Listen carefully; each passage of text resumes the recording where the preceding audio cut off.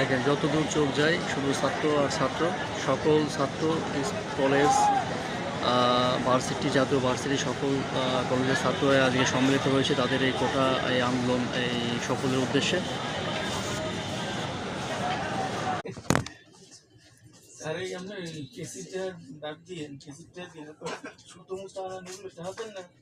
সুতো দিন না মোটেও